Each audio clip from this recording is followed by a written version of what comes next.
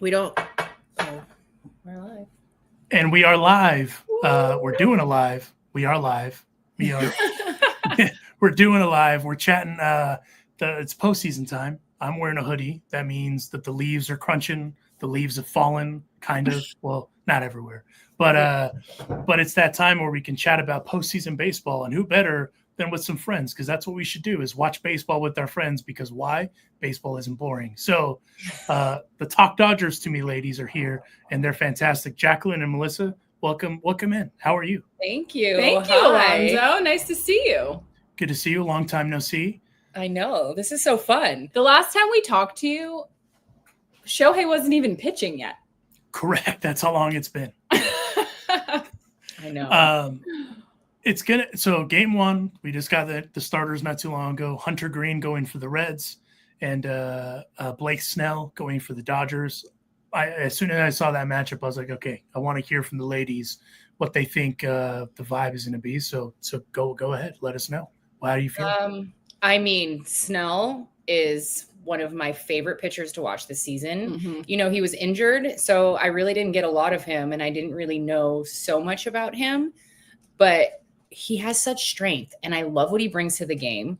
And so for me, that's super exciting. Hunter Green is obviously a hometown boy, and we've heard a lot about him, and he's very talented. By no means, am I taking it lightly, but I'm trying to not psych myself out because Snell is just so good. Yeah. He's so good. I just feel like Snell is loving being a Dodger. And listen, I had a lot of thoughts because he's played for the Giants. He's played for the Padres, but it seems like he is so happy to be a Dodger. He's loving this team. He's been dominant for us. And I only imagine he's going to even bring that level up for the postseason. So I'm feeling good about the matchup. What about you? I feel really good about it. It doesn't hurt that Blake Snell made a point of emphasis today in his media availability that part of the reason he came here was for moments like this. So that's kind of telling you where the mindset was, right, as far as that goes. I actually really like this, by the way, Hunter Green, the pride of Notre Dame High School in Sherman Oaks. If you know, you know. I am actually really, as a nerd, I am actually stoked about the matchup because you got, a guy that won the Cy Young not too long ago against a really good, what some people still call a really good prospect. I don't think he's a prospect, but he's a younger pitcher. What? You can't call him a prospect now. No. I saw someone say that on Twitter today. I was like, stop it right now. But no, it's kind of what the postseason is made of, right? And so I'm really excited about it. Also, we're live, so if you're here, chime in. We can see your comments wherever you're watching, whether it's YouTube or Twitter. Shout out to producer Evan, who's behind the scenes running the thing. So chime in. We would love to hear from you. Obviously, we'll highlight your comments and we'll absolutely engage with you. Or if you send messages on the respective socials, let's chat about those things too. By the way, the Reds, completely out of nowhere. I know. Very average team. No disrespect to the Reds. They didn't have that even great of a September. And really the reason they were able to really advance is the Mets kind of fumbled the bag a little bit. Sorry, Evan. If you know anything about our platform, producer Evan is a diehard Mets fan. He's also a Jets fan. Our deepest condolences to producer Evan O'Brien. But out of nowhere, they clinch on the last day of the season. That Sunday, they're watching the game at the ballpark. That's kind of how they found out that they clinched. There's a video of the wives and girlfriends celebrating when the second that they know that they've clinched. And so they're playing with house money. And in my opinion, those are the most dangerous teams, the teams that are showing up and playing with house money, all that jazz. Does any of that worry you at all? They're going to be really fired up right now. And it does a little bit just because once you're in the postseason, it's not who's the most talented team. It's who's hot. And they're hot right now. They're fired up. And so I guess a little bit, but I'm really, we've been talking a lot about the experienced guys on our team, the veteran energy. And although they're a really young team and gritty and want to win and are hot right now, I still think that what we have, Yeah. I mean, you said it, not to disrespect them. I'm not super superstitious, but I hate to go into the postseason because you really just don't know who's going to take off. So I really hate to be really the reality, the Dodgers are not going to lose to the Reds. Like when you match up team by team, right? Like I want to say that. We can't say that. We remember when we lost to the let Diamondbacks? let me finish. That's why it's hard for me to just fully say that, because I don't want to jinx it, because I know the Reds are good and they're on fire and they have a good momentum. But at the same time, like whatever, welcome to October baseball. Everyone has a momentum right now. Everyone's winning. Everyone wants to finish off their season strong. So yeah, if you're not locking in and giving me a fire while you enter the playoffs, then you shouldn't even be there. So, I mean, Gavin Lux, I think, is the only guy with the World Series ring on that team. And he's, I believe, yeah. Well, obviously Tito Francona, but that, not a player, but yeah, you get what I'm well, saying. out of the players. So, I mean, that's cool for him that he's kind of like the leader of that team. But if you think about it, yeah, he's the only one. And that, that does say a lot. Well, it's also crazy because in September, they went 14 for 11. So it's not like they're riding like this crazy hot hand, like where they won, 20 of whatever. And even at that, like when you kind of look at this is what the broadcast is absolutely going to say: David versus Goliath, $110 million payroll, 14-11 in September, pretty average team. Fun fact: the Reds are going to enter October as the only team in Major League Baseball history without featuring any regular starter with a .278 batting average or 25 or more homers, or a pitcher with 15 or more wins or 200 strikeouts. That's insane. That like when you sit down and kind of look at it, that's actually insane. Wow. They're just kind of an average team. This is my point. Like, I'm not trying to talk crap, but like, this is what I mean. Like on paper, everything that it is, if two teams show up and play their best, like the Dodgers are going to take it every time. But like, it is going to have to be one hell of a comeback story, one hell of an underdog story for them to take it. And I'm not saying it can't happen. And I don't know. That's what freaks me out. Right now, I'm in a happy place because nothing has started. So right now I still can hold on to all the hope, but that's what I'm kind of saying is like, really on paper, it's going to have to be an amazing story of the underdog. And I'm just hoping that's not the course of action. So it goes without saying, outside of Gavin Lux, Ellie De La Cruz, Hunter Green, you're kind of, at least on this coast, there isn't a lot of people that know a whole lot about the Reds and Terry Francona. No disrespect to any of those guys, but that's just kind of where it's at, right? So let's go back to something that we're more familiar with, the Dodgers. What has you concerned about the Dodgers? Because talking about kind of things, the bullpen had everyone sketched out. Starting pitching, when you kind of look at it across the board, they're kind of where you want them to be. They're healthy at the right time. Their innings counts aren't crazy high, so on and so forth. But is there like, what has you all worried when I sit down and kind of like look through your messages of stuff and to see your worries? I'm really more curious to what has you worried going into this. If the expectation is the Dodgers should handle this in 2 games. I don't know. I feel like everyone could say the bullpen and all that, but genuinely, if what's going to worry me and what worries me if it starts to happen is if our bats don't come alive and we get 0 run support for our guys who are out there. It's like we have to take advantage of our starting pitching. We have to give them run support and we have to get on the board. And that's what scares me, because when that stops happening, I'm just like, okay, well, we're leaving it wide open here. So I think that's the biggest scare. Yeah, I feel the same. It's like maybe PTSD from years past when, Mookie and Freddie went like 0 for 21. It's like I talked about before, whatever team is hot. If we come out swinging, it's going to be like an immediate relief. But if, we're getting strikeouts and our bats aren't heating up, that honestly worries me more than the bullpen, because I do feel like our bullpen is pulling it together. Everybody on that team thinks that they will. We really lean into trusting Dave Roberts and the front office and our team. In the end, to help our bullpen not have that much pressure and just come in and to be able to produce what they need to, let's be honest, it needs run support. Yeah. Like we need runs, and the market research of us scoring first, it usually ends in a really good game. Like if we just get on the board. Well, and to see, I'm excited to see what our team does and who they're going to send out of the bullpen. So I guess the concern would just be the bats and making sure that the bats are clicking and we're getting hits and giving our starters run support, because we have a great starting pitching staff right now. I'm excited. The words on the street are that Ben Kasparius, Esteury Ruiz, and Justin Dean are all at Dodger Stadium today for a workout. Good. Those are all good things, I think. I mean, I don't know shit about shit, but I do know that the more depth that you have, the better your odds are, during the marathon that is the postseason.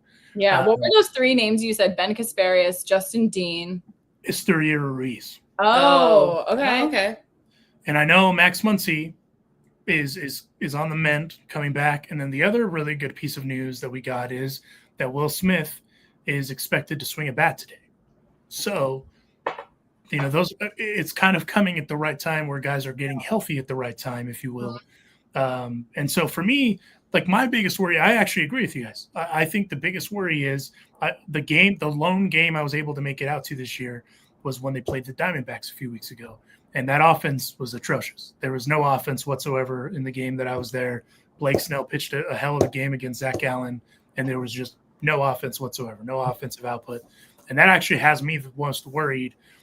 And then the bullpen would be, I guess, 1B, if you will. Mm-hmm. But when you're getting dudes like Emmett Sheehan there, at some point you're going to have a Clayton Kershaw in the bullpen.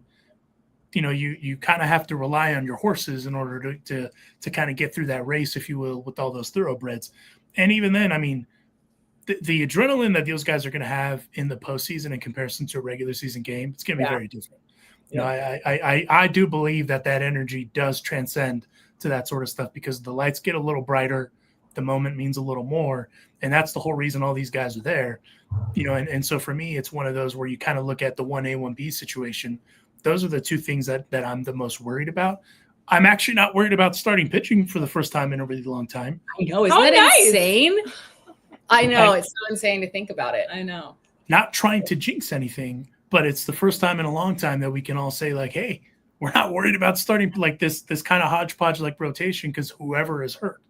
Remember last year, I think we had Yamamoto and Jack Flaherty and Bueller. Yep. Those are your 3 horses.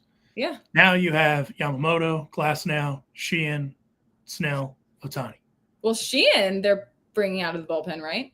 I think that's what will end up happening. He's kind of the odd man out of those guys. But listen, 3 out of those dudes, Yamamoto, just balled this year. Just an insane year from last year to this year. And even then, last year, it wasn't a terrible year. It's just a curve year is what I call that because he's coming from Japan, figuring out how the American way of baseball is. It's very different.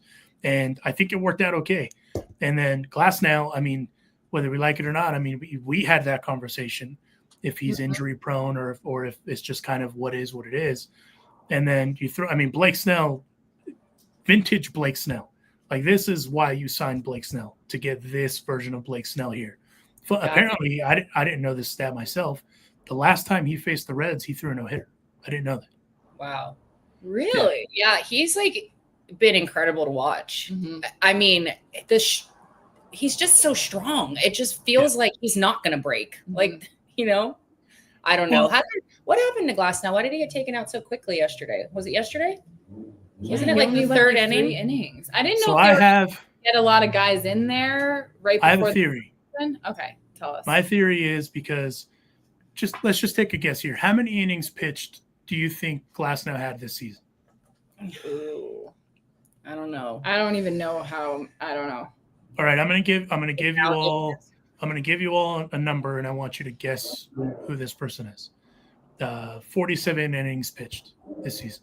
47? Yes. Out of our starters? Yes. So that would probably Ohtani? Yeah. Correct. Yeah, because I was going to say it's probably the one who's the least person who should have the least. 61, and does he still have more? 61.1. Wow. That's take it? Take a guess who has 61.1. Oh. That's how many innings? Yeah. That can't be Tyler. No, Kirsch? No, Kirsch pitched 22 games. Yeah. We're talking about innings. I know, I'm just saying 22, his number. Okay, no, he's not telling us 60 is Tyler. Who is it? I mean, Yoshi, wouldn't he be more? No, way more. Way more. Yeah. Sheehan? No, maybe. That's Blake Snell. No, really? That's it? Yeah. Well, he was injured. Yeah, you're right. Glass now with 90.1. Well, Glasnow, we didn't get him in the postseason last year, so we'll see how he does. So my theory is, so they had a plan with the rotation. I don't think the plan was for anyone to get hurt, mind you, right? It just kind of ended up working the way it was. But no matter what, everyone talks in sports now about load management. One way or another, these guys were going to get some form of load management. Because even Yamamoto only had 173 innings pitched. When, in my mind, I was like, oh, he probably has about 200, and he had less than that. And so when you kind of look across the board, Glasnow had 90.1, Emmett had 73.1, Blake Snell had 61.1, Ohtani had 47. At some point, these dudes had a plan, right? The front office had a plan where they're like, hey, we need to get kind of we need to get these guys into October when the innings matter. And you do only have so many bullets in the arm. So, yeah, dudes are going to get hurt along the way, but they were obviously going to do some sort of load management because they kept moving guys around anyway for their starts.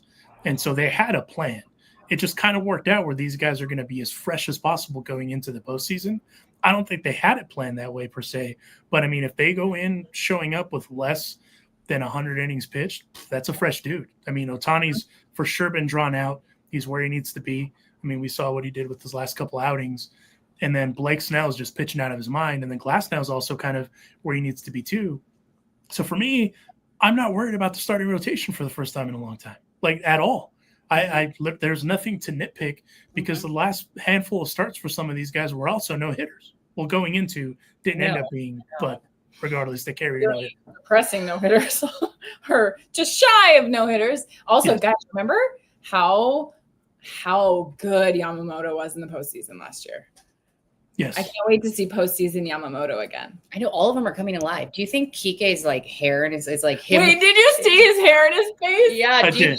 Slowly morphing into October Kike. Yes, he's like October Kike is coming. That or he just smoked a fat joint and he was like, okay, fine, I'll do the interview, but I'll Okay, one, how did no one ask him about it?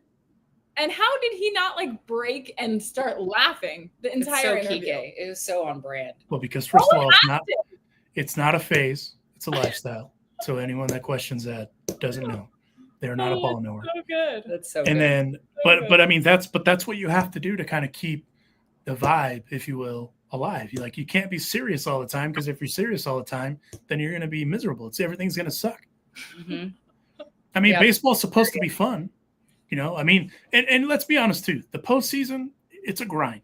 It's a taxing grind where you're going to just be focused on baseball for a month. It's more of an emotional grind too. It really is. Because I even feel it. Like I live for October baseball. It's just good baseball, and I just crave it. But I just am so scared if my boys don't do what I need them to do. Well, even like the last couple of days of who are we gonna play? I'm like watching the scores of all. It's fun, like the scoreboard watching. Even like when we play the wild cards, like who are we gonna play next?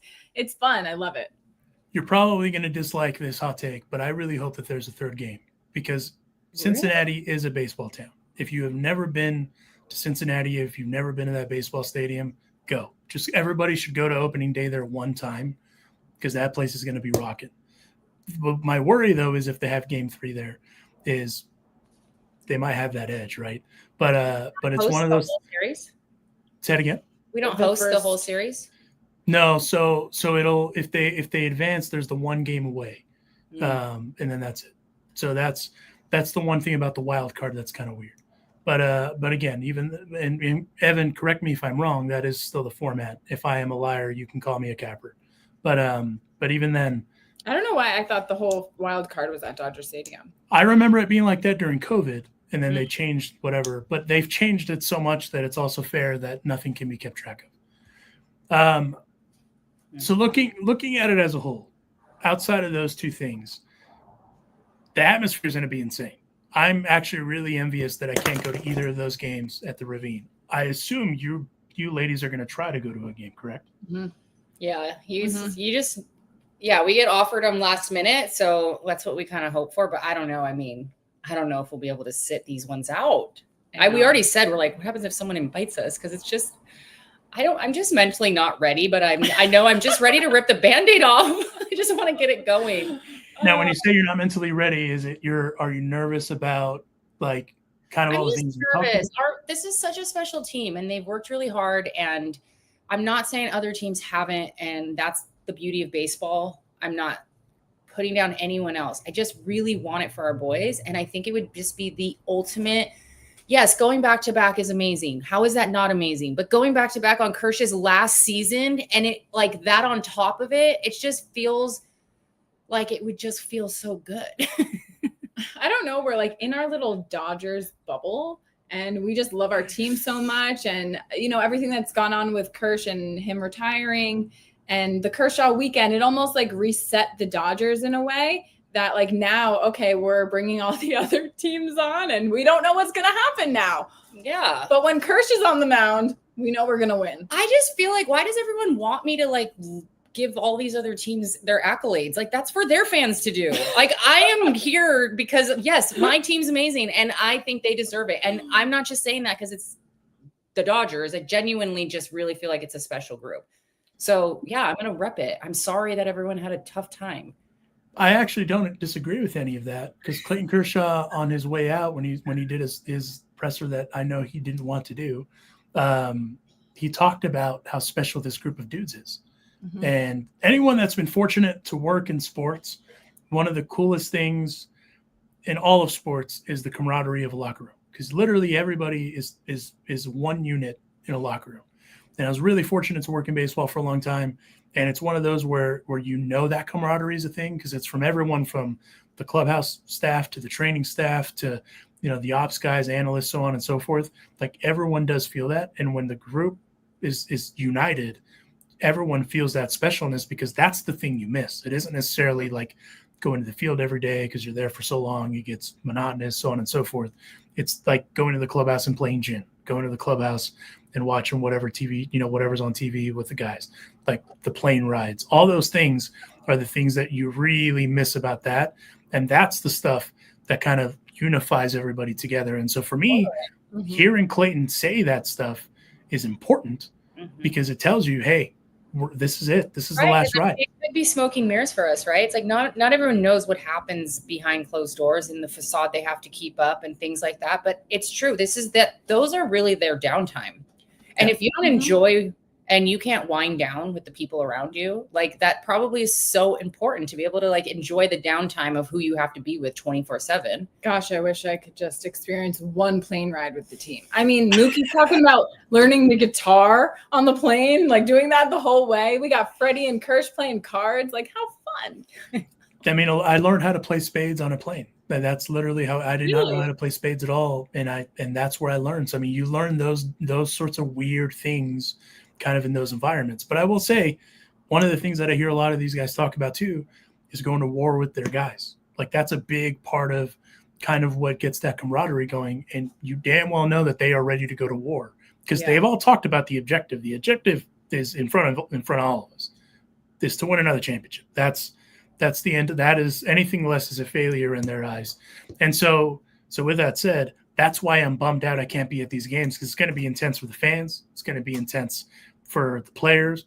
And it's, you know, everything. I'm not like, if I was going to one of those games, I wouldn't even complain about traffic, because you're going to a playoff game at Dodger Stadium as the defending champions of baseball to go in and defend. Now they're defending their crown, right? Now is the time to defend the crown. I'm like this. I'm like, I don't know what to do. Do you have a routine before you go to a game? I'm actually curious about that. We kind of do, actually. Mm-hmm. Well, I live in Santa Monica, so it's not the easiest to get to Dodger Stadium. So sometimes I do show up in not the best mood because I've been in traffic for 2 hours. This East Coaster is just not a big driver. You know, and no matter what. One time we did a little Chinese fire drill where I finally got to like right outside Dodger Stadium to meet Jacqueline, and she's like, "Get out, I'm driving." So we just switched. And I'm like, girl, put on a song and let's just sing our way in. Like, that's just what you do. That's just what you have to do. But usually we meet at there's a Dodger themed pizza place called Le Sorted's, and we've become really close with Tommy, who owns it, and it's 5 minutes from the stadium. So we'll meet there, drop off one of our cars, get a slice, and then go to the stadium together. So that's kind of our routine. Yeah. Are you now, number one, condolences that we don't have Subways here. That's Yeah. I mean, there is and there isn't, but it's not nowhere near. No one uses it. Yeah, it's nothing in comparison to any of the trains in New York.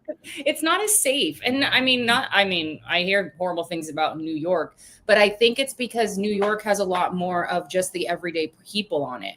And I think the everyday people here don't get on it. And that's what really takes the balance off of it.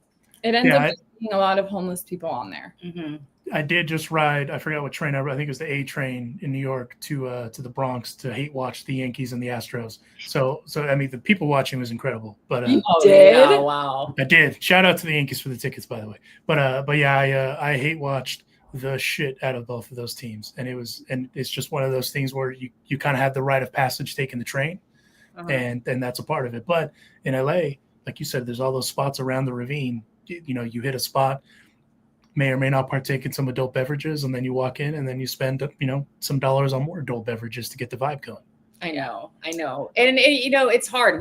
Los Sordas is really easy for us, and we love Tommy and we love what they're doing. And they always do this really cool collab where they'll do like the team coming in, the opposing team, like they'll do like their famous hot dog. Mm-hmm. And like, so if there's any opposing team people around, they want to come and enjoy like what they could get at home. Mm-hmm. And he sources it from the towns, and like, he just does a really cool vibe. And he's a born and raised Dodger fan. You walk in and it feels like the place has been there for 100 years, and covering the walls are all photos from his upbringing of being 9 years old and going to a Laker game and bringing his dog to Dodger Stadium. And it's just a really cool environment there. I had him on the podcast last season, and he shared his whole story of, what even made him want to start this place. So it's become like, a good staple for us. If you're joining us on the live, please chime in, comments. What are you worried about? What are you going to do tomorrow as it's game day? One of the things I have never actually gotten to do is to go tailgating on ahead of either opening day or a postseason game. It's on my bucket list. The part of it is because I was either working in baseball or I'm just not in town when this stuff is going on. I encourage all of you that have the ability to go up to the ravine to do that, because I've heard nothing but great stories. I don't think they allow tailgating anymore. We don't allow. They don't. Unfortunately, when I drove by Elysian Park a couple weeks ago, they were letting people tailgate. Oh, maybe no one knew about it. But there's definitely not at like the stadium in the no, not in the parking lot. I'm talking Elysian Park. I'm talking that stuff. Yeah, I mean, that's another thing is like there's like, Sunset with El Compadre and Shortstop, and there's a bunch of Douglas, and there's a bunch of places. But I'll be honest, nowadays you've got to get there pretty early too. If you want to be able to sit down and actually enjoy like a flaming margarita at El Compadre, like you got to get there. Like parking's pretty insane everywhere, especially because it's a little pricey to park in the stadium. So a lot of people eat up what that parking is. And so a lot of people don't even end up in their seats until like the second inning. And I hate, like, our producer gives us crap that like Dodger fans don't show up until the third inning, all this stuff. But it's like because of how hard it is to get into the stadium. It's traffic and everything. But once you walk in, all of that melts away and you're just in this happy place. Well, they do call it Blue Heaven for a reason, right? Yeah. And we've at this point probably tried all of the food. We have not done the jumbo dog. Okay. Besides that giant ass hot dog, I don't need it. I want it. So I'm going to get it next time. I believe I need to find it. They said that they're doing funnel cake for this series. And there's something, let me see what's in it. Okay, the one thing I did want, I have a really big sweet tooth, and they had a s'mores a churro sundae. But the line for the dessert place was so long that I couldn't get it. I'm not waiting in that line. On Hello Kitty. Oh yeah. Hello Kitty Bobble Night. They had boba. A boba. They have boba normally, but they had a special boba in like a special black cup that everyone wanted. The line was insane. I was like, you guys are insane. Crazy. I will never do this. So it's a pistachio cream funnel cake. Oh, I just want. I'm intrigued because pistachios are kind of an underrated food in general. Yeah. But pistachio cream, I'm intrigued. Like I think it could be good. Are there fairs here? Like, there's a lot of fairs in New Jersey, like where I grew up, and you get funnel cake. Are there fairs? Yeah, there's fair carnivals, and there's at least here it was very known at Six Flags Magic Mountain. Oh, you got a funnel cake there. And then the other thing is a barbecue beef sandwich that is, let's see, it is thinly shaved roasted beef with caramel onions drizzled in hot honey, piled high on a 16-inch roll. Talked me into it. Yeah, that's a very, like, the picture is, that's a large sandwich. That'll feed maybe 4 people. That sounds good, actually. Probably my favorite new menu item is the Korean chicken bucket. I had that when I was there for that. That was fire. I really liked it. The waffle fries. We would share the home run home platter, run platter. And that was good. It had just like some rice, some Egg teriyaki roll. chicken, a little spring roll vibe, little shishito pepper. I usually just go 2 Dodger dogs and a side of nacho cheese to dip them in. Call it a day. Yeah. Normally we're just like a hot dog. We're hot dog and beer girls. So that's like our normal. But yeah, we have tried at this point. They have this chicken katsu sandwich. That one's pretty good. We had. I don't know if you did. I had it at the Tokyo Dome. The one at Dodger Stadium is more Americanized, but that one's really good too. Subtle flex on the Tokyo Dome drop. Well done. Yeah, I know. any chance I get. Let me ask you this: going back to the game, this is Ohtani's second go around. I mean, for all intents and purposes, First as a he's the NL MVP. I mean, there's no question about that sort of stuff. Yamamoto is also pitching out of his mind, and then you get the Roki effect also just kind of coming back at the right time, right? But going back to Ohtani, I feel like Ohtani in this country doesn't get covered in any way that he should be covered, and it doesn't really do him any justice to how good he is. Because I think when it's all said and done, he's probably going to be the best to ever play baseball if he continues this pace. Mm-hmm. What does Ohtani need to do to kind of get over, if you will, to use a wrestling term, kind of with, I don't know, the mainstream media to kind of be like, okay, like this dude is freakishly good. Why? How are we here? Honestly, I think because he uses a translator. I don't think because it's almost like the fans don't get to know him as much. And listen, I get it. I think a big part of him is wanting the privacy. Imagine if he started to do English speaking interviews, he would get times 100 of the media he's getting, Mm-hmm. So I think it's a way for him to protect his privacy, which I totally understand. The only thing that I struggle with a little is that it doesn't allow him to connect with the fans in the US as much as maybe I would want to get to know him more. But because of who he is, I understand. I feel like the last outing he had, I don't know if we're going to get him to get on the mic and be able to give that big talk to where we feel like he's locked in. I feel like the way he locks in is the way he was on the mound last game. You could just tell there's a laser focus. There's a stoicness to him. I don't know how to explain it. I don't think he needs to do anything differently with playing. He is so intense. The way he pitches now, it's bringing out another side of him that I love. We're getting to see his personality. And if you are a baseball fan, you know how good he is. Yeah. You know that he is the best player to ever play. But I think that level of stardom maybe that you're talking about, I just don't know if he's going to get that because we're not getting to know him outside of baseball. And see what that does to other players, I guess. That's interesting. I actually hadn't thought about it that way. Because the reason I ask is, so for instance, in the American League, a lot of people are still saying Aaron Judge is the MVP. In my opinion, I see why they would say that, right? I mean, he's also in the biggest media market in the country. But Cal Raleigh is the MVP in the American League. That's who it should be, because he's had the most prolific season for a catcher in a really long time. Really, and then you're throwing his name out there with Roger Maris, Mickey Mantle, all these things that haven't been done in the American League in a really long time. But to kind of see how nowadays, how when you get online and people are like, oh, why are they still kind of, kind of riding Ohtani this way when he, it's just Ohtani. And it's well, you kind of have to embrace the greatness in real time, because when I was talking to someone the other day, we were talking about the Yankees and the Red Sox back in the day in 2004. And during that time, the rivalry was a thing. That's kind of the whole reason everyone tuned in, right? Is because we wanted to see the Red Sox and the Yankees actually fight, because they did not like each other at all. There's all this intensity. everybody knew kind of who everybody was. Everyone knew who Roger Clemens was. Everyone knew who Derek Jeter was. Then from there, you kind of started, saying, hey, who's this Big Papi guy? Who's Manny Ramirez? And also dudes that use translators as kind of buffers to kind of protect themselves in a way, right?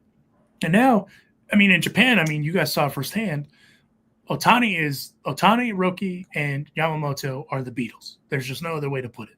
When they show up to some places like that, they are the Beatles. Mm-hmm. And here, it's almost like, I don't know if the word is we're numb to it. I don't know. But with what Ohtani is doing and how pedestrianly he's making it look, it's kind of insane when you really sit down and think about it. Mm-hmm. Just because and then now we're seeing, like you said, the other side of him as a pitcher. Everyone knows how good of a hitter he is, but now we're actually seeing him as a pitcher. Mm-hmm. And when you see kind of the stuff that he has, and now he's kind of in a groove, and that's terrifying to see a dude that's a two-way player that is doing it at such a high level. But I also feel like he's not getting the props he deserves. Yeah. Am I kind of reading into that a little too much? Maybe a little, but I think it really plays off of what you're saying. It's because we don't really get that personal aspect of him. And we don't I always say, I feel like the more we know about every athlete and every celebrity and every little thing, it's like, I don't want to know everything. It's kind of like that mystery. I like not knowing everything, and we don't really know everything. And we're able to kind of just see them, and maybe, I don't know, maybe that's taken away from it. Maybe, I think that can make or break someone. Look at a player like Kike. He's not a Hall of Famer. He's a great player, but because he's so beloved by the fans, and he's himself, and he's like that Joe Kelly who is just, unapologetically himself, and how that translates to the fans. I don't think I'm wrong to say that played a part in him coming back to the Dodgers. So look how the media and learning about someone can do to their career. Look at Manny Machado. He's an extremely talented player, but he's got this chip on his shoulder, prove yourself energy that literally ready to fight every reporter. Yeah. He's like, you're going way ahead. I'm still trying to win this division. He's like, you really think you're going to beat the Dodgers? They're above blah, blah, blah. And he was like, oh, I like doubters. I like doubt. I'm like, and relax, maybe bro. Padres fans, love that and embrace it. But I think that overshadows his talent sometimes. Mm-hmm. I think the mystery, even like a Jeter, I think he gave just enough. He was mysterious. He always left you wanting more, but he was so talented and very solemn, and you only got a little from him. And it's but he was taught that in that era. He was protected. And that's my point is Shohei gives us nothing, so we don't know him. If we did, I get why he's doing what he's doing. That's probably such a strategy on his end. Absolutely. I didn't know that he was from rural Japan until the Japan series. I did not know that. It's so funny you say that, because I actually kick myself for being there and not once being where is actually Ohtani's hometown? Yeah. And figuring it out, because there's so much going on there that I was like, why did I never think of oh, what town did Ohtani grow up in? And maybe we could have gotten off the train at his stop and walked around. But you know what I mean? It's we just almost we just saw his face on every billboard in every taxi. We were just he's everywhere, And then here he's still, you still see him around a lot, right? You still see the billboards. But if you don't know baseball, yes, you might not know his name, and that's everybody knows him. Michael Jordan. Everybody, honestly, though, I don't think that people see him out and about as much as people say when they said who would you want to be in the day in the life, and a lot of their teammates say I honestly, as much as I want to say Show, he can't go anywhere.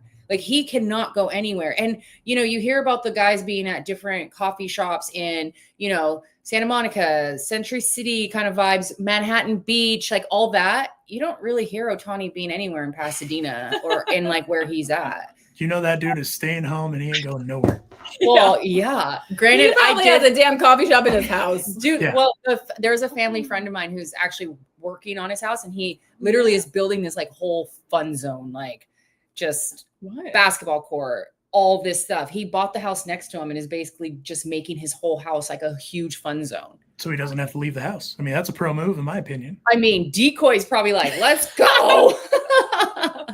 But for me, it's still fascinating because Ohtani, like I said, he's on this trajectory that it's once in a generation, right? Once in a couple generations. You don't really see it. And with how much we have kind of access to social media, to, everything, Twitter, YouTube, you get ESPN notifications every 30 seconds about how shitty your football team is, so on and so forth. And you don't really see kind of the same, like you do and you don't, right? Like you see the people, like it's a damned if you do, damned if you don't, because if Major League Baseball says whatever about him, then people are like, oh, like what, why are we doing this again? And I find that interesting because it's like, well, because he's doing it again. Like that's just what he's just doing it. And I mean, I know it's still early on kind of in his Dodgers tenure, but he's already brought a championship year one. Like that. So the expectations are already kind of there with all of it. And it's just only going to kind of keep because then you hear the stories of how he went up to Dave and said, hey, or I'm sorry to Stan, I think it was, let's get 9 more, right? You hear that on our podcast? Yes, on some, on your show. On your show. Yeah. I was going to say, I was going to tell you that, but you already knew. I know. I just think it's just, I honestly, I'm like relishing it because as a fan of even Kershaw, I remember back in the day when I would go to games and my friends and I would all go buy tickets and it's like, Giants are in town for a 3-game series. And like, we never chose Kershaw games because they were slower games. Like we wanted a faster paced game and all this stuff. But now I'm like just yesterday, I'm like watching every pitch, every windup because I'm like, I'm not going to be I don't know, immature. Not immature, but I had a young mind. I didn't think about it in the same way. And now I'm like, I'm relishing Ohtani for everything it is because he's amazing. And I'm going to watch all the amazingness happen. And I'm not going to be afraid to talk about it. But even when we saw Shohei's, we went to his pitching debut at Dodger Stadium. And, we had seen him at the Tokyo Dome in the silence when he got up to bat. It was the same thing at Dodger Stadium. It was like no one knew what to do. We were seeing Shohei pitch. And then all of a sudden he's like just putting on some shin guards and going to bat. And we're like, it was almost eerie to we where were whispering to each fans other. were kind of like, okay, wait, maybe we cheer now. And we're like, ooh. And then we're like, I don't know. Are we bugging him? Like we didn't know what to do when he first started pitching. Well, and it's funny because in Japan, the culture is so different than to here, right? Like it's night and day when you go, because when you watch it, even on TV, I don't think it does it any justice, right? Because of how quiet it gets. Mm-hmm. For it to be that quiet, I would probably be annoyed if I'm on the mound and it's that quiet because it's like, oh, what if I like do the wrong thing and I MF myself. But that's all everybody's going to hear, right? And so it's one of those things where it's whereas here you go to Dodger Stadium, and as my friend Juan says, they'll go to those in left field are out there partying, they're getting their drink on, they're having a good time, and so it's a very kind of stark contrast. But I think you probably, I don't know for a fact, but I think he probably enjoys it because then all the attention is at 100% on him. Totally. Well, but it's almost like, okay, what is he used to? Are we making him feel like he's at home? Does he not like that anymore? I know. Like, Jonathan's like, okay, because I think he walked the first guy and it was so quiet. And she's like, okay, should we cheer? Come on. I think everyone needs to be loud now. Like, we didn't know what he wanted. Does he want quiet? Well, Does he want imagine coming to the States and like knowing you're going to pitch, knowing it's not silent. Like, do you wear really loud music to get used to pitching like that? Like, what do you do? I don't know. We were all freaking out. That was really funny that day. But what I did take away from that interview is that, at least that part of it, is that Ohtani knows the expectation. That Ohtani knows kind of what the mission is we're going to try to win as many of these as we can because the window is this. Like, this is the window. Craves it too. Like, oh yeah. But and back to the point of like how you were talking about how we don't really know the human. If there's one thing I know about any athlete that's kind of like the 1% of the 1% of the 1%, they all have a loose screw somewhere. And sometimes they're really OCD. Sometimes they're completely aloof. And in some cases, they're that crazy person that goes out to the mound and doesn't even care about what's going on around him anyway. And I think Ohtani is that guy. I think Ohtani doesn't really care necessarily about what's going on. He's trying to control what he can control. Mm-hmm. But if he doesn't get that guy out, it's a failure. That's kind of how I think he operates. Mm-hmm. Yeah, no, totally. We had talked about like, I wonder what Ohtani's book of goals look like because it's not like what we think. It's probably like, like people say, he doesn't want to be the MVP of this season. He wants to be the best player of all time. Like his goals are just beyond, I think, what most of us could even like, but he achieves them. Mm-hmm. Like, I don't know. Well, and the crazy thing is how easily he just kind of makes it look too. Like when you just watch him, you're just like, well, man, fuck you. Like just making this look like, because baseball is really hard. Like I think we forget that part too. Like to process where some of the home runs that he's hit and where they've landed, but with like the ease he makes it look with, it's just unfair. It's completely unfair. That home run, that last Kershaw game at home, last home start, it was like a one-handed hit, and all of a sudden it's out, and it's a 3-run home run. So Yes. it's just so effortless for him. But I think what separates like those really good athletes is their discipline. Yes. Because you can set goals, you can do all that, but it's really the discipline you have on the day-to-day and how they're structured in their routines. I don't remember who said it, but it was a fighter. It might have been Mike Tyson. He got asked how he kind of keeps his discipline, and he's like, I don't need discipline, man. I am disciplined. And there's some dudes that's how they operate. They don't need to get up for the moment. They already know kind of what the task at hand is. They know what the job is. Mm-hmm. And that's Ohtani. Like Ohtani knows, hey man, this is what I need to do. This is my job. If I don't do it, then I let the entire team down. Yeah. And so I think that's kind of how he operates. Moving on, speaking of you brought up the name, Joe Kelly's throwing out the first pitch tomorrow. Yeah. I have to. Yeah, tell us. So excited. Obviously, this is a platform ran by Joe Kelly and friends. All of us happen to be friends. So you're the friends. When you guys heard that news, how did you feel about that? So excited. From ear to ear. From ear to ear. Wait, first I saw like Joe Kelly is going to be throwing the pitch, and I'm like, wait, what? He's going to be throwing for us? Like we're finally getting him now? And I read the rest of the sentence. Oh. But I think I wanted it to go there. No, I can't wait. That's awesome. So excited. I mean, like I think all season everyone's kind of been like, is he going to come back? Like, can we have him back, please? And like, however things work out. And that's not really the thing, but there really is just such a love for him, and our fans love him, and our team, there's just something about him. And so it just feels fitting to have him like almost start off our October. Mm-hmm. If there's one thing I know about our boss is I know that he's going to relish in the moment and try to get everyone as riled up as he possibly can. And I don't think there's anyone better to start off going into the playoffs than Joe Kelly, honestly. We need Joe Kelly Fight Club energy. Yeah. I was low-key hoping they were going to make Kershaw do it, because I know he would have been miserable doing it. But Joe Kelly is a really that's just not his style. He doesn't like to do that while you're still playing. Yeah. Well, but we don't. At the end of the day, also you're a walking legend. You can do whatever the hell you want. Okay, but I think that's Kershaw has given us the moments. It's October. Leave him alone and let him focus. Yeah, he'll give us the moments now. He'll keep giving it to us on the field, and I think that's what we just need from him. Like, no one disrupt him. Yep. And it is reported that he will not be on the wild card roster. When you guys heard that, what was kind of your takeaway from that? That's the first time I heard that, and my tummy just went, ew. You just got a live version of what I felt. I wasn't surprised. Yeah, I'm not really surprised. No, I'm not either. But what if we need him to probe? He'll be there, or he'll be in the dugout. Yeah. And that's great. There was a really awesome story. Who told the story of during the World Series last year, Joe Kelly in the dugout chatting with was it Dave Roberts? Oh no, I think it was Kirsch talking to Joe Kelly to give Ben sorry, I love when her brain starts clicking. The pieces are starting to connect. It was Will Smith. He said that, a lot of those bullpen guys, that was their first time ever pitching in the World Series.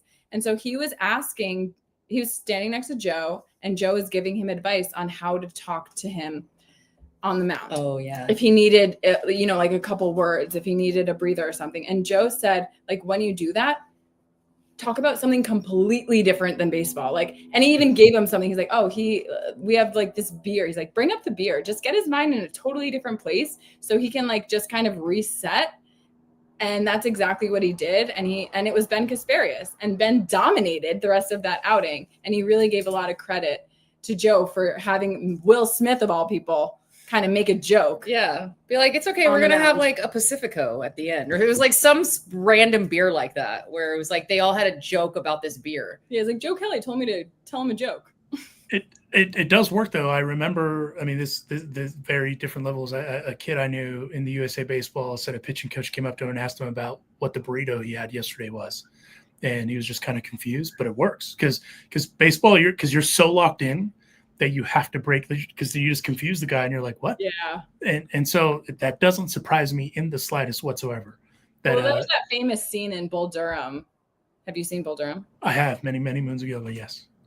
Where they have a mountain visit and they're talking about like, so what are you gonna get? One of their teammates, what are you gonna get him as a wedding gift? And like, Yeah. I always wondered from that, like, is that what they talk about when they do these mountain visits? So that's what made me think of it. I have heard some pitching coaches, like I remember years ago, I asked the guy, hey, when you go out there, what do you ask them? You're like, well, sometimes you ask them like how they're feeling. Other times just something completely off the wall. And in my mind, off the wall would have been like, hey, dude, your shoe's untied. You should probably get that tied real quick. Like something like that, right? But to go out there with like a beer, like, hey, dude, we're going to get a Pacifico later. You know, we'll be good. Like we'll get a nice cold one. You're like, okay. I know, right? But it works. I mean, that's what you got to do in those moments because they're so intense. I would be like, what, coach? It worked in that moment, though. I have a question for you guys. Yeah. All right, so we're going into the postseason. Who do you think is going to step up in the wild card? Great question. Tommy Edman was the NLCS MVP. That was a surprise. Who do we think is going to step up this series? That's a great question.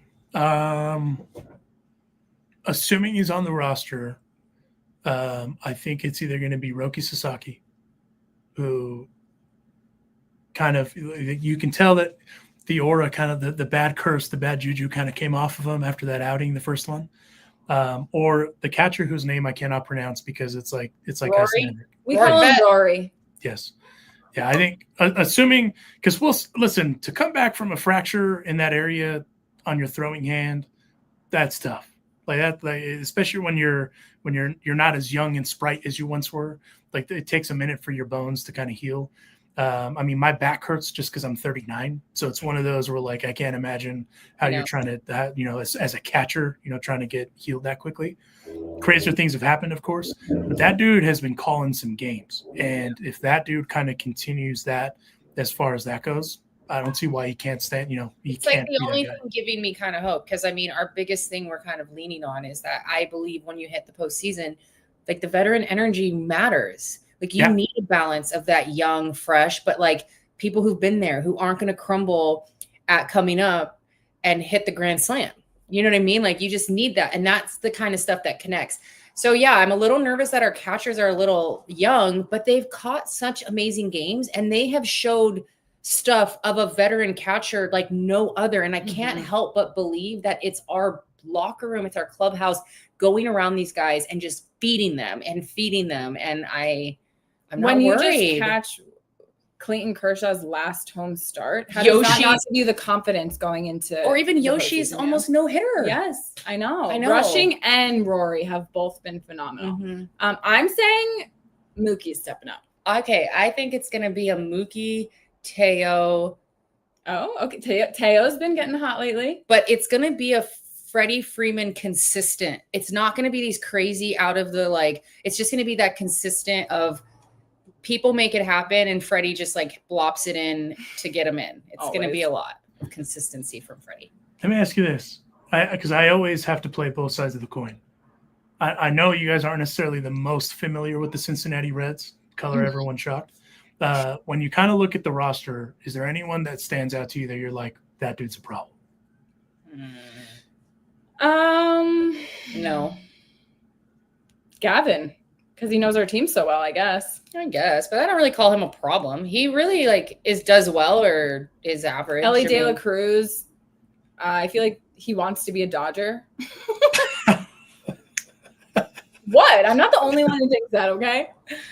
No, I'm not trying to be cocky or sound like I don't think they're a competition, because I do. I think they're an amazing team, and if they click and we don't, I'm scared. But I don't think I'm fearing anybody. Okay, who Do you have someone? Can you throw out some names? Because I feel like if we're refreshed a little, like who did really well against us? We've played them. I think we won most of the games against them this year. Here, let me pull this up. I had this up and I closed it. Of course, you would have asked me that after I closed it, but it is what it is.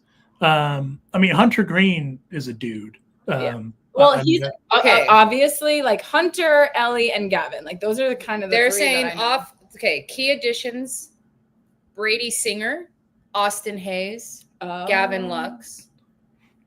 No, Ellie. I mean, Ellie is he can be a tough out for sure.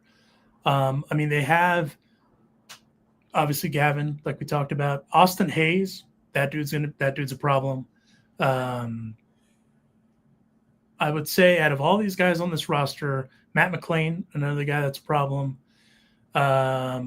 Pitching, I mean, Brady Singer, that guy's a problem.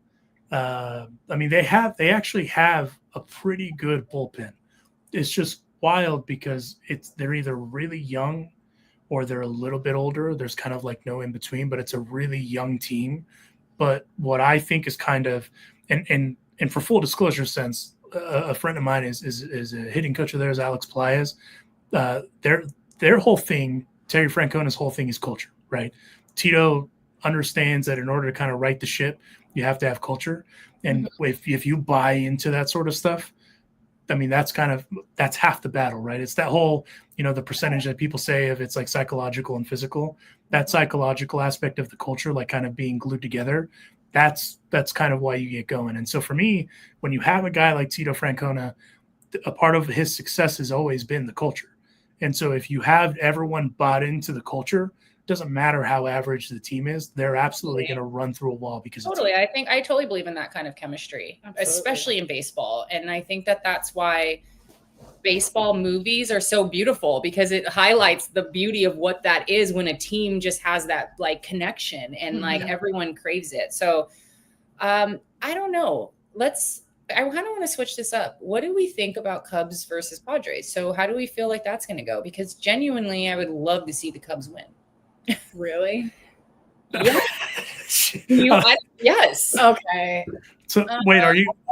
Okay, so let's take away just emotion. Do we think we have a better chance of beating the Cubs or beating the Padres? Because ultimately, that's what really matters. I know. I mean, you can't. I mean, no matter what. I mean, I'll be honest with you. I think the best team, when you kind of look at the National League, it's the Phillies. The Phillies are the best team in the National League. It's no questions asked. The funny thing is they're kind of like the Dodgers in the sense that they got their superstars, they have their depth, they have their young guys, they have their veterans that kind of have the clubhouse being held together, and so on and so forth. I'm going to say it. We say veterans. Veterans. I like the way you say it. Okay, go ahead. It's the bilingualness, because English isn't my first language. No, probably. But the Padres are always interesting because the Padres have a bunch of dudes that are good. Like on paper, they're really good dudes, but for whatever reason, they can't figure it out. And I am actually a Mike Schilt guy. I fuck with Mike Schilt because he actually fights for his guys.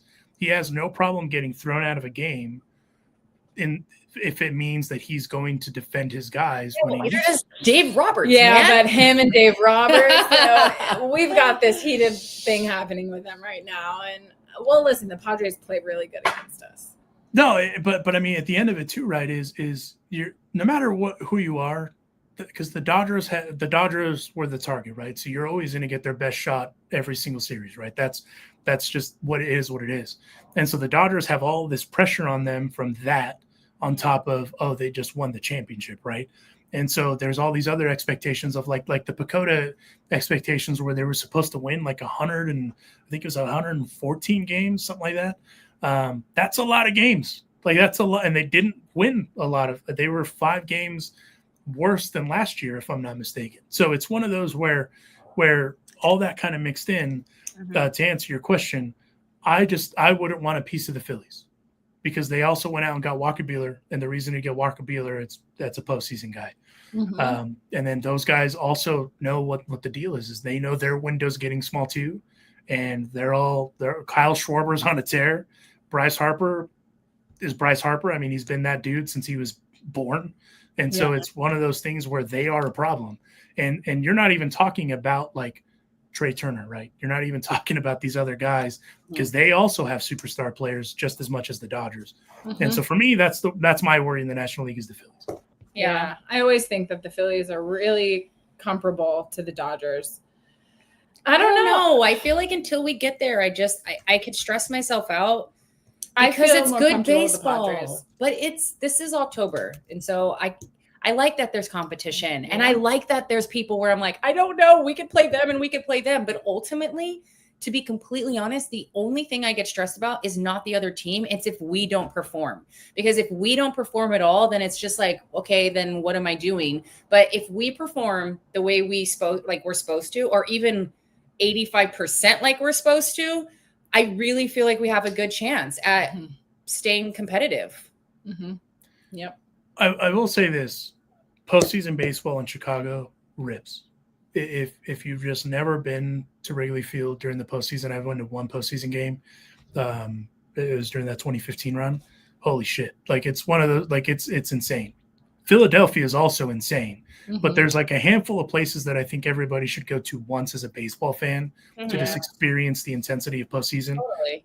Fenway. People say that about us as fans and our ballpark, and that our away presence is huge. And so I don't know. I don't know. But I will say this. I'm really nervous. In my opinion, I think the Cubs should beat the Padres. They should. But just like the Dodgers should beat the Reds, crazier things have happened, right? And so it's one of those things where when you kind of look at it on paper, that's kind of the beautiful thing about baseball is there's a bunch of things that have to align in order for that to actually be the outcome. It could be as simple as the first pitch of the game gone, right? We've seen that before. St. Louis series a few years ago when Adrian Gonzalez and Yachty got into it, the first game of that series started with gone. And if I'm not mistaken, Kershaw threw that pitch. No disrespect to Clayton Kershaw, but again, it's one of those things where that's the beauty of baseball, where it isn't just as pedestrian as that. But I assume, based on what you're saying, is you don't want the Padres to advance. That's kind of what I'm gathering. I don't know. I don't really care, to be honest. I really think if we play our best baseball, we'll be okay against anybody. And everyone is going to be wanting to beat the Dodgers like no other. I feel like that's been the theme of our whole season. And I guess I'm kind of used to losing to people we shouldn't have. And when we show up, we beat people the way I know we have to and the way we know how to. And so for me, I'm like, let's just get this games going because I really don't know. The boys are going to tell us who's showing up.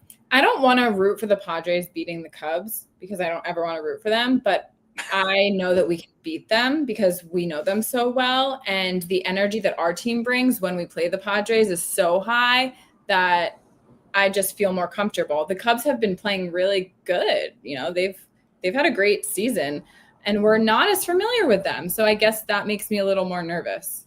And I cannot think of the thought of Adam, our producer's team, beating us. Well, no matter what. I don't think they'll beat us. I don't know. No matter what, whoever wins between the Dodgers and the Reds are playing the Phillies. No matter what. That's happening. What happens if they don't? Oh, wait, they're already in. Right? No, already in. That's sweet. Yeah. Okay. Yeah. Okay. And then whoever wins out of the Padres and Cubs are playing the Brewers. I'm actually glad that I'd rather have a piece of the Phillies and the Brewers, honestly.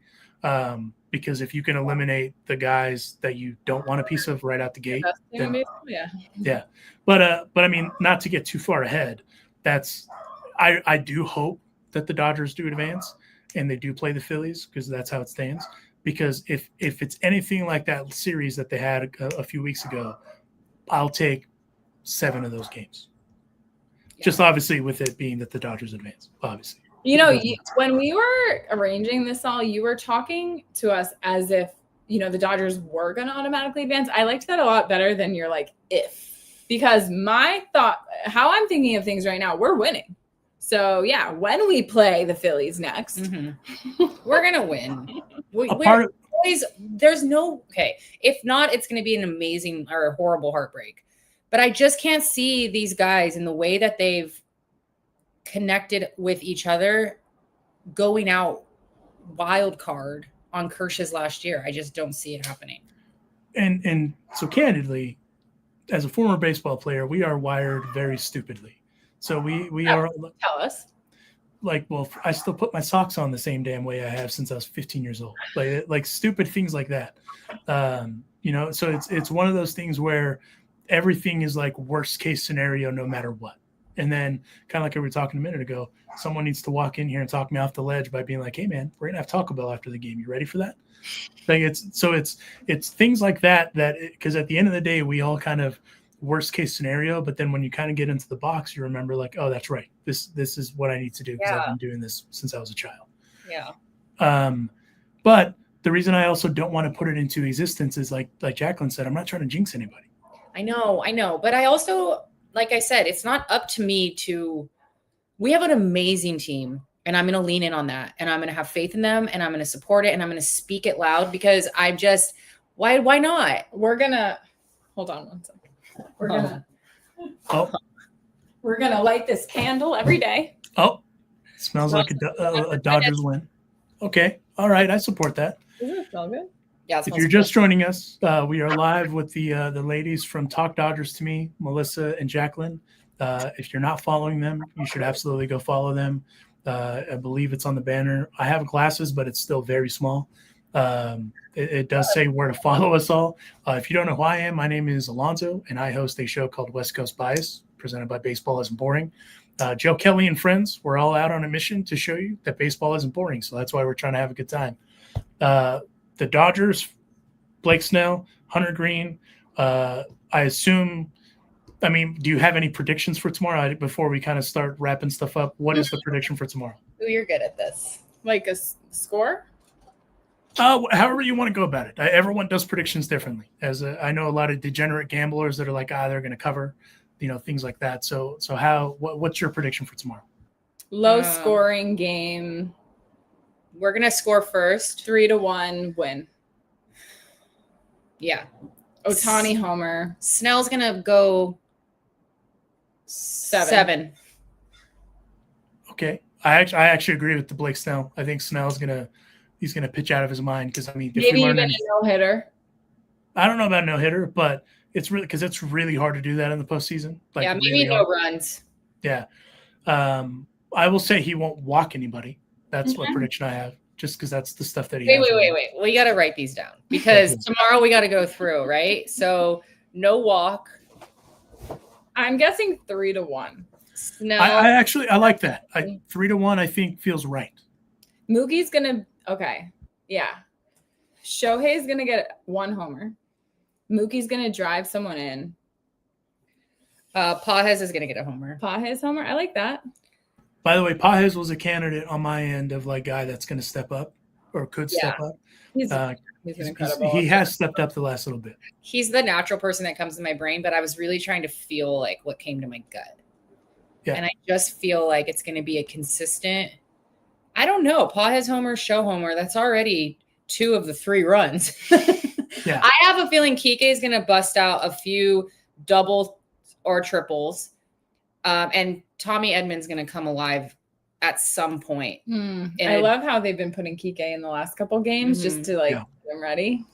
You know what would be really cool is to see like Call be consistent. Like just get on base when he's supposed to. Is he going to be in the lineup, you think? I don't know. I mean, I'm curious to see kind of where they land with like those roster pieces, because the fact that they've already come out and said that, or it's being reported that Kershaw's not going to be on the roster, I thought was interesting. Mm-hmm. But I also understand, probably want to give him a little bit of a break going into the next round. But be that as it may, I still think he's going to be in the bullpen. No matter what, I don't think he's going to start unless maybe the NLCS, maybe. But even then, I all along I was like, yeah, that dude's he's going to be the Walker Buehler this year. That makes sense. Mm-hmm.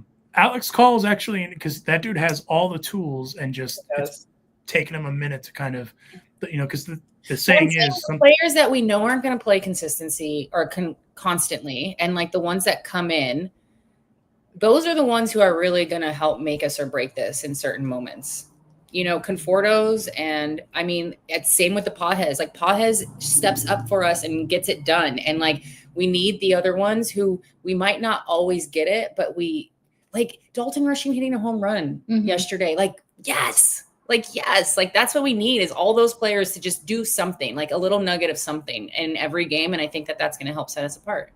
The interesting thing is, I don't remember if it was MLB.com. They did like a position by position kind of comparison between the two teams. And really, like when you look at the rosters and like the position players, not to get too hardcore analysis-y, but it's the truth. The only two like weak spots for the Dodgers against the Reds comparison was second base and left field, so Conforto. And so that I do think, and listen, these dudes sometimes have rabbit ears and sometimes they don't. They go active noise canceling to not hear the noise. I feel so bad for Conforto because the amount of just shit thrown on him left and right on the internet and so on and so forth. If there's a dude that is absolutely another candidate to just kind of step up and have themselves kind of that moment, it's that guy. And I hope so. I want it for him so bad. Like trust me, we want you to succeed. You know who I want to succeed? Tanner Scott. Yes. That's another guy. Like I feel bad for that guy. We got to get him back. I mean, I felt so bad for him when he's like, baseball hates me. This is the worst year of my life. Although then I see him, champagne showers and I'm like, you don't deserve it. I know. Like, dude, I had the same, where I was like, put the bottle down. It was like he was having too much fun. Yeah. And I don't know. I didn't like it. I know. But maybe that's what he needed. To do well. Maybe that's what he needed. Just be, that's why we're doing this. I get it. Better the last one outing. Well, I mean, but sometimes it's all you need. I mean, our bullpen's just been. It's been tough. Yeah, because they had to hold up pitching for us in the World Series. I mean, can you believe we're in October? I feel like we were just watching Freddie's Grand Slam. I'm still watching it on YouTube. Yeah, I mean, it did, honestly, it did fly by, and I'm very ready for it. It's tomorrow, game 1. Fun fact, if you're just tuning in, we're also going to go live tomorrow after the game. Yes. So to go back to Melissa's point, after the Dodgers win tomorrow, we will be going live right here on wherever this is that you're watching it. Shout out to producer Evan, who behind the scenes is doing the thing because I couldn't do it. That's damn for sure. We'll see if our predictions are right. Yes. Well, let's see if our predictions are right. Do you have for this series, which hopefully is a brief series, do either of you have any hot takes either towards the Reds or towards the Dodgers in any way? I don't know. Give me an example. I don't know. A part of me doesn't want to jinx it. Well, say something. That's fair. But then we gave enough. We thought we think homers are happening. We said the score. I don't think I want to say anymore. Because the reason I say that is because a 3-1 score means it's for the most part a pretty gritty game. And that means that the opponent puts up a pretty good fight. I think we've got to go in thinking that way. It's October baseball, right? I'm not saying we're going to have a home run derby. But I wouldn't be mad if we did. And honestly, I'm not trying to be mean, but if we shut Hunter Green down, do you know how much air we take out of what their whole momentum is? And I'm sorry, but I'm a dog, and that's how we're going to look at it. Okay, Alex Vesia. Because to your point, the reason I look at it the way that I do, aside from I am wired the way I am as a former baseball player and we're all dumb, is the Reds are playing with house money. So there is, for them, it's hey, if we go in there and punch them in the mouth, great. That's kind of best case scenario for them and rattle them a little bit, right? But also it's when you're the Reds too. I know Tito is also going in there and saying, hey, you can beat these guys just like anybody else can.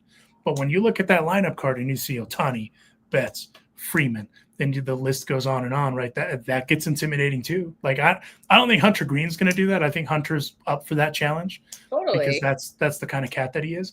But when you're kind of your bullpen guys that haven't been put in a situation like that in the postseason, that's kind of where everything, it's a very different. Do you have a hot take? I think, so there was two that I was running through my head. I think the hot take that I have is and I don't know if I should say this because I don't want to be that guy. Just to be it. You have to say it now. I'm a little concerned about Kike. Why? Why are you concerned? He when he goes up to the plate, I feel like you kind of get in the mode of like I'm questioning everything. Like I've kind of seen that a little bit with him, where like his at bats, he's not as patient as he's kind of used to, as you're used to seeing him, and so I'm a little worried about Kike in that sense. Did you see his game? He played really well. He did, but he hasn't been consistent. That makes sense. But he hasn't been playing. This is my take on it, just a little. Okay. Well, and he started all 3 games. So yesterday him playing well is because he's probably been starting. He's getting in a groove.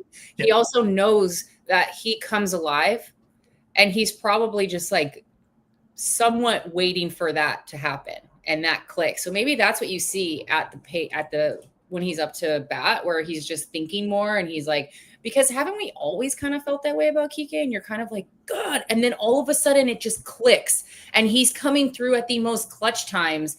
And so I'm just having to like trust that he's going through the process and knowing how to get there. Okay. Did that make you feel better?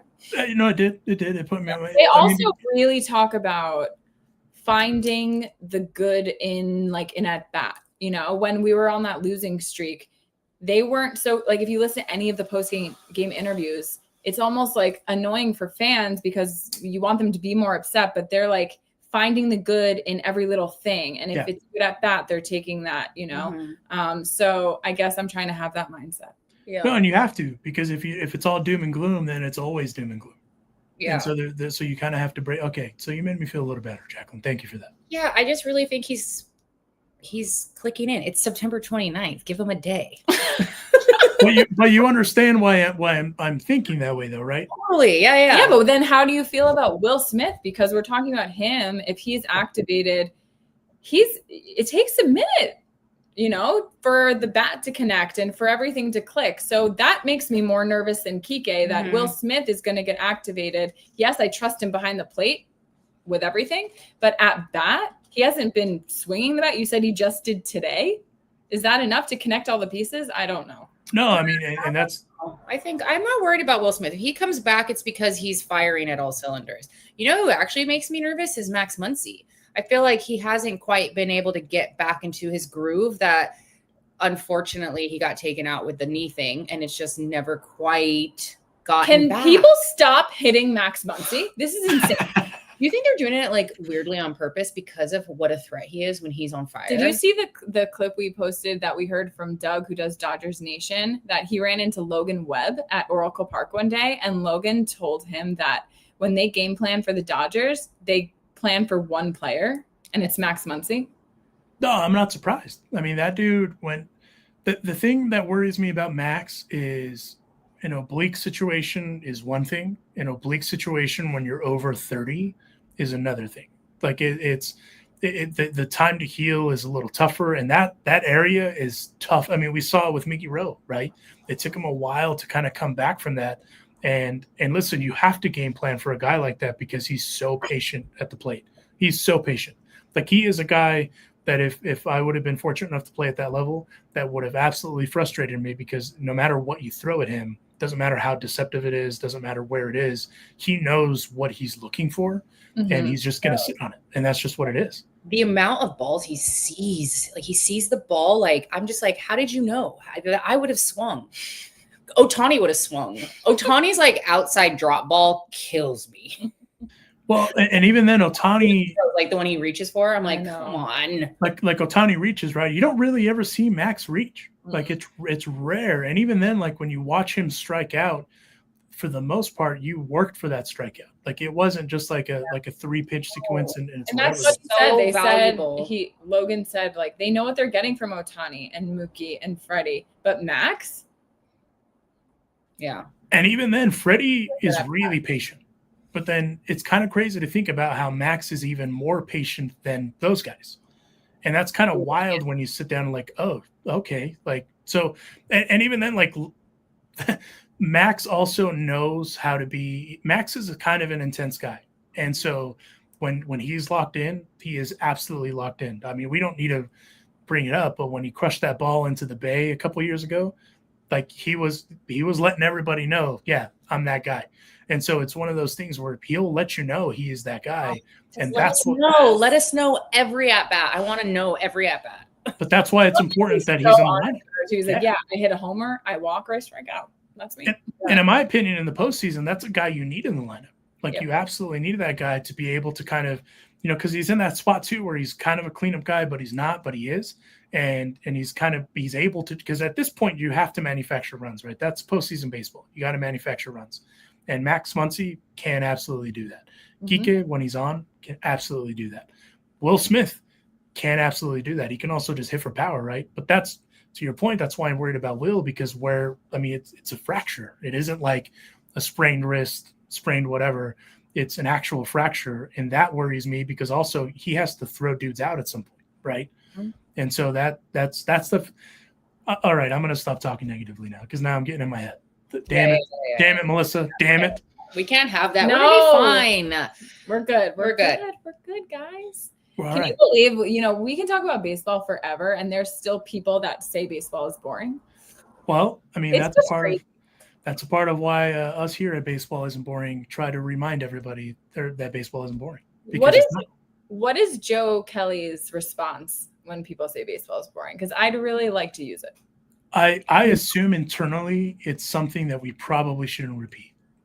He feels such a way that he started a whole platform to tell. No, I know, but I wonder just if he has like that automatic response. Like when people ask, like, why did you start the podcast? I have like a few different versions of the story I tell. I just wonder what kind of his go-to is, because obviously we talk about that a lot.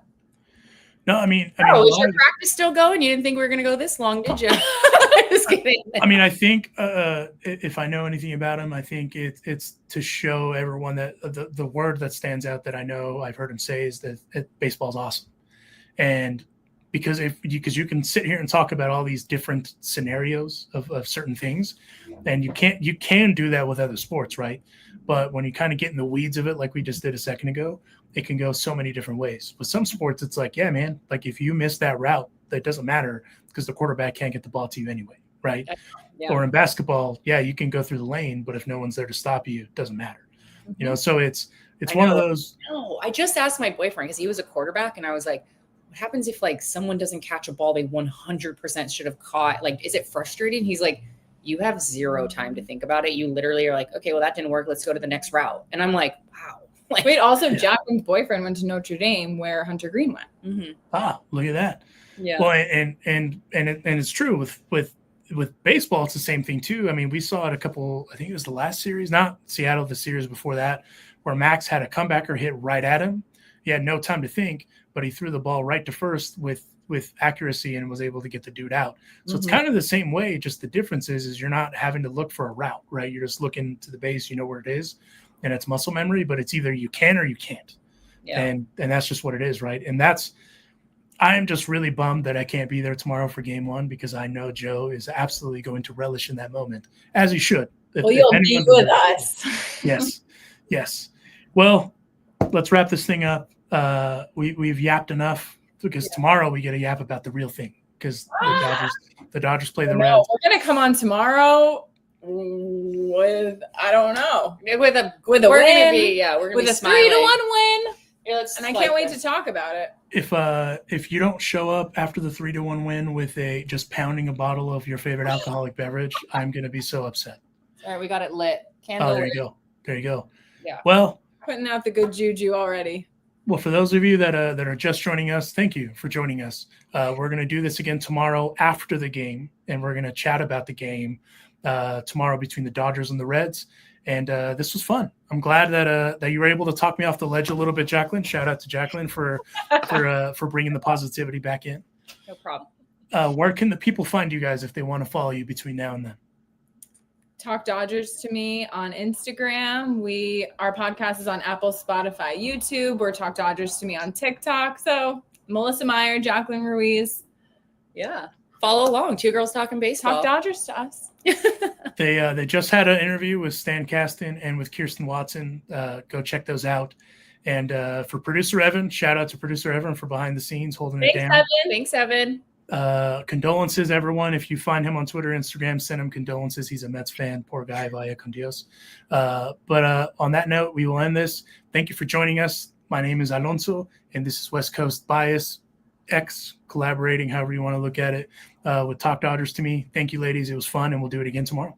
Thank Can't you. wait. Go Dodgers. See you guys. Thank always.